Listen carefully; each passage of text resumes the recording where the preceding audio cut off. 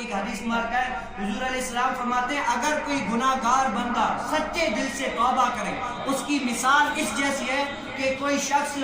جیسے ریت میں پہاڑوں میں ایک اونٹ اپنے ساتھ لے جائے، اس کے پاس ساز و سامان ہو اور وہاں پر رک جائے، کوئی اونٹ غائب ہو جائے، وہ کیا سوچے گا کہ جیسے اونٹ گیا وہاں پر کوئی بندہ نہیں، بندہ نہ بندے کی ذات، پانی سب کچھ اونٹ پر، اونٹ غائب ہو گیا، اس کی تو جان ہی نکل گئی، گویا کہ اب تو یعنی میری آئی گئی جان گئی، سمجھو اتنا ڈر رہا ہوتا ہے۔ لیکن اچانک سے اس پانی والے اونٹ مل جاتا ہے، کتنی خوشی ہوتی ہے، کتنی خوشی ہے۔ آپ اپنی مثال لے لیں، یہاں پر اگر مثال کے طور پر مجھے کل بہت یہ حدیث یاد آئی کہ اگر کوئی بندہ غائب ہو جائے،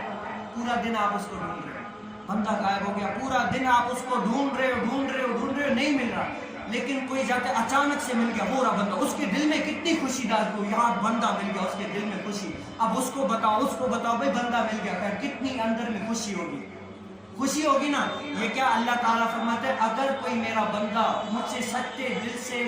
توبہ کرتا ہے، میں اللہ اس کے خوش ہونے سے بھی زیادہ جو ہے نا اس کی توبہ کو قبول کرتا ہوں۔ سبحان اللہ، اور میں بندے سے اتنا خوش ہو جاتا ہوں۔ بے شک